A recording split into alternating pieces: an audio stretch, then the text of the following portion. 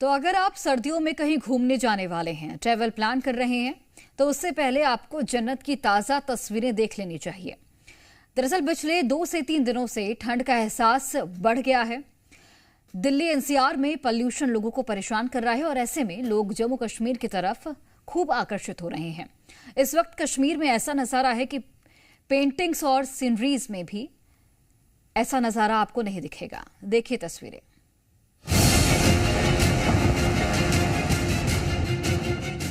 इस साल देश में ठंड थोड़ी देरी से आई है, लेकिन जब आई है तो ऐसी कि पर्यटकों के लिए ये बर्फबारी और ठंड बड़ी सौगात लेकर आई है।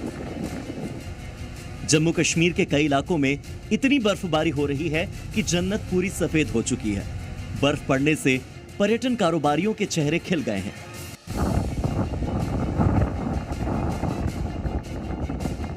गुलमर्ग में बर्फबारी से नजारा बिल्कुल बदला हुआ है। बर्फबारी के बाद सड़कों पर बर्फ की मोटी परत जमी हुई है। पूरा इलाका मानो बर्फिस्तान में तब्दील हो चुका है। बर्फबारी को देखकर सैलानियों के चेहरे खुशी से खिलखिला उठे।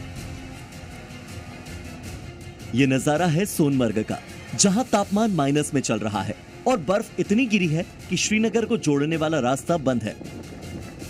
यहां आने वाले पर्यटकों के लिए यह समय सबसे सही है, क्योंकि आने वाले समय में यहां तापमान -15 डिग्री सेल्सियस तक जाने वाला है। लेह में ताजा बर्फबारी के बाद वादियां गुलजार हो गई हैं। चारों तरफ सिर्फ बर्फ ही बर्फ है। कई इलाके बर्फ की खूबसूरत सफेद चादर से ढके हुए नजर आ रहे हैं। स्नोफॉल के बीच बच्चे भी खेलते नजर आए।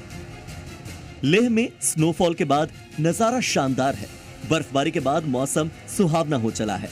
सैलानी भी इस मौसम का जमकर लुत्फ उठा रहे हैं।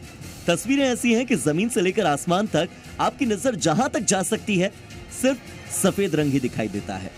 पेड़ पौधों पर, मकानों की छतों पर, गाड़ियों पर, सब जगह सिर्फ सफेद बर्फ ही बर्फ है। गुलमर्ग हो, सोनमर्ग हो या फिर लेह, हर तरफ बर्फ जमी है और ठंड का आलम यह है कि ज्यादातर इलाकों में टेम्परेचर माइनस में चल रहा है।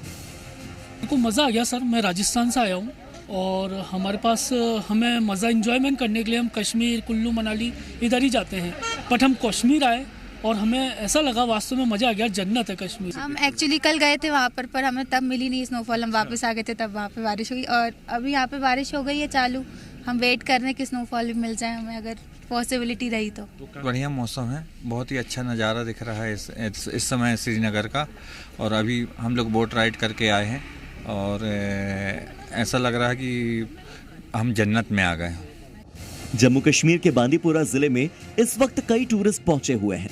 कारण यह है कि रजदान टॉप, तुलैल, दावर गुरेज और बागतोड़ जैसे इस जिले के कई इलाके हैं जहां पर अच्छी खासी बर्फबारी हो चुकी है और जिन्हें रियल कश्मीर देखना है वो टूरिस्ट सबसे पहले बांदीपोरा पहुंच रहे हैं। हालांकि रजदान बेल्ट में बर्फबारी इतनी ज्यादा हो चुकी है कि 85 किलोमीटर लंबी बांदीपोरा गुरेज सड़क पर गाड़ियां चलनी बंद हो गई हैं।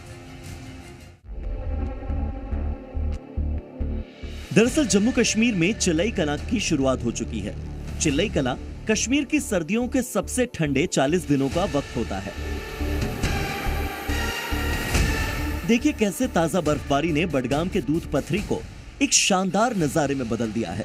ऐसा लग रहा है जैसे किसी पेंटिंग को आप देख रहे हो।